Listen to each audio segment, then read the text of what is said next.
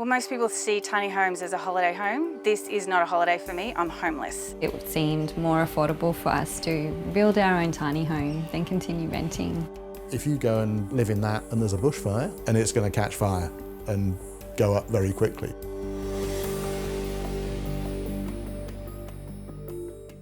With soaring rental and housing prices across the country, people are looking for cheaper alternatives. I've come to Queensland to meet two people who've been priced out of the market and have now found their own solutions. Hello, Rochelle. Hi. Nice to meet you. Nice to meet you too. Thank Come you on very in. much. Oh, nice. So how big is this place? It's 2.2 metres high, 2.2 metres wide, and the length is 4.2 metres. It's very compact. You've got to be good with your space management. Yeah, every surface counts. There's always extra effort that you have to do to live in a tiny house because things have got to be moved in order to make things functional. And that is bed mode. Because I don't have a toilet here yet, my landlady's been very gracious and giving me a key so I can access the toilet facilities in there. I also pay for my share of the electricity and water. So here's my sink, and obviously I keep my dishes separate because obviously I need to wash my hands during the day. So all my dirty dishes go in there and I just generally pop it away so you can't see it. And then that gives me extra bench space. And when I want to cook dinner, I can just pop my electric stove up here.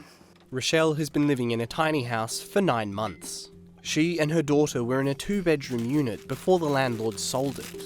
She needed to stay in the same area so that her daughter's final year of high school was not interrupted by changing schools. But the prices had increased substantially, pricing her out of the market. It was the most stressful time of my life. You know, I've got a daughter in grade 12. I'm working full time. I was pouring everything into trying to find a home for us, and there's just nothing. At one point I said to my daughter, I'm so sorry, but we're just gonna have to put our energy into the tiny house. Billet steak to good boy. The purchase price was $20,000. I bought it off Gumtree. Then I've put another $20,000 in it to renovate it because I had to completely gut it.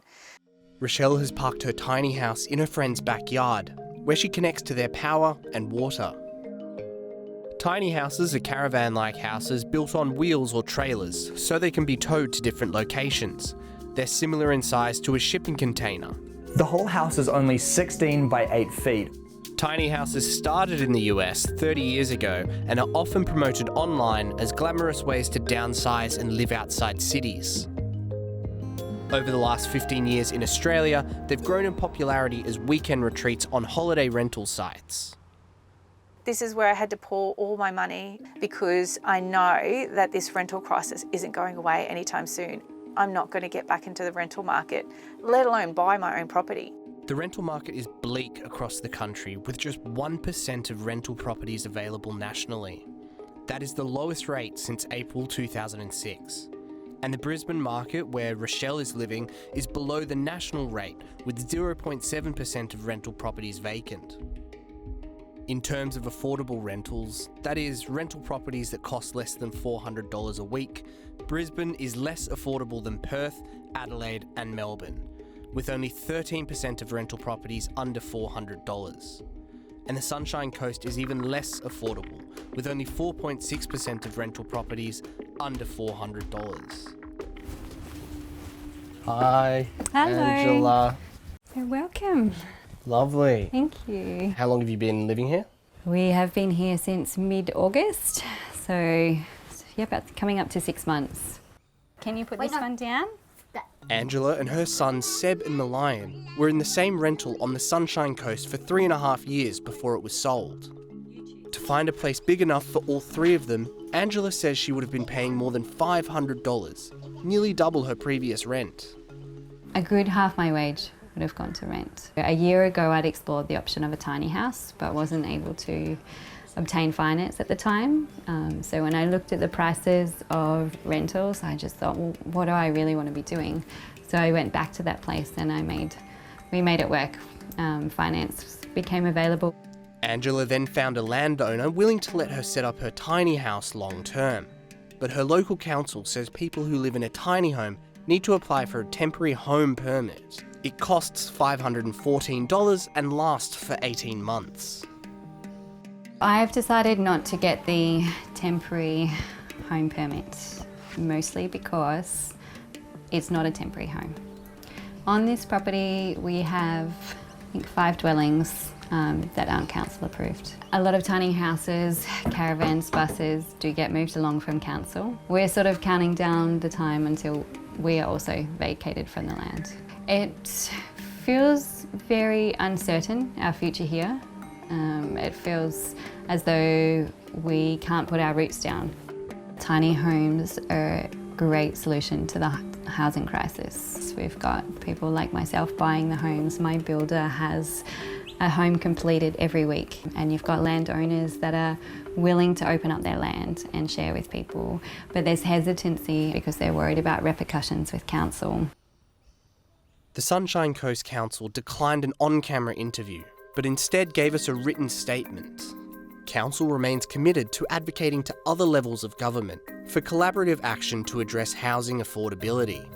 In recognition of the housing crisis and cost of living, Sunshine Coast Council waived permit fees for those having to temporarily live in a tent, car, caravan or mobile home.